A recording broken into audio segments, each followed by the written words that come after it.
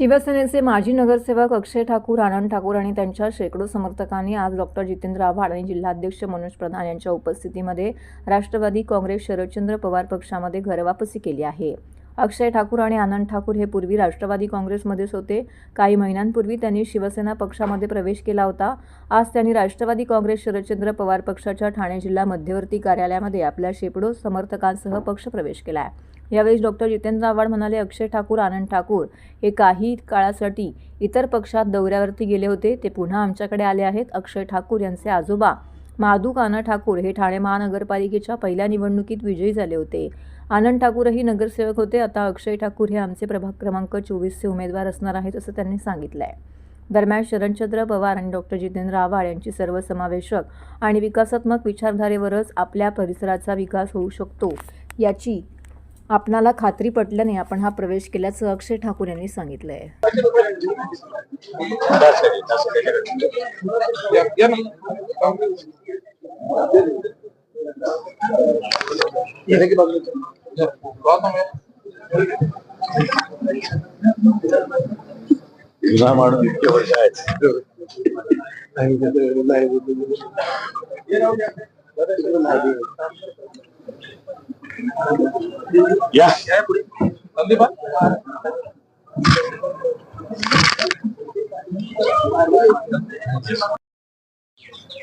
Ward क्रमांक 24 इथले ते उमेदवार आहेत ठाकूर, अक्षय आनंद ठाकूर.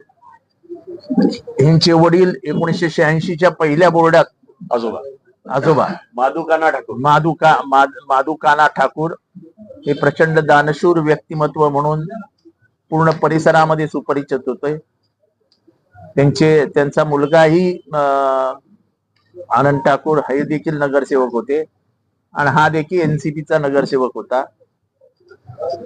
आता आमच्यातर्फे तो वार्ड क्रमांक 24 मधनं निवडणूक लढतो.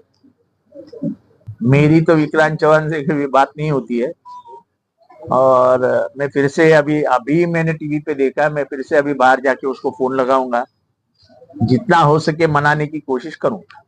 थोडेफार गैरसमज आघाडी करत असताना होत असतात. ते गैरसमज हे बसवून मिटवायचे असतात. ते मिटवण्याचा आम्ही प्रयत्न करू. अजून जागा वाटपच फायनल नाही झालं तर कोणाला किती जागा मिळाल्या कसं काय तुम्ही सांगू शकता? नाही, ते दोघेही नगरसेवक हे काँग्रेस बरोबर जायला तयार होते. ते बिचारे सकाळ दुपार संध्याकाळ फोन करत होते, पण विक्रांत चव्हाण यांचा फोन त्यांना नॉन रिचेबल लागत होता आणि अजूनही ते काँग्रेसच्या संपर्कात जाण्यासाठी उत्सुक आहेत, तयार आहेत. काँग्रेसच्या चिन्हावरती निवडणुकाही लढायला तयार आहेत. पण आता त्यांचा जर फोन नॉट रिचेबल किंवा त्यांचा फोन घेतला जात नसेल तर ते तरी काय करणार? फॉर्म्युला नक्की झालेला नाही. उद्या दुपारी 2 पर्यंत जागेचा फॉर्म्युला नक्की होईल. त्याशी बोलत असतानाच विक्रांतचा फोन आला होता आता 1 सेकंदापूर्वी. आता साहेब त्याच्याशी बोलतील, काहीतरी मार्ग काढायचा प्रयत्न नक्की.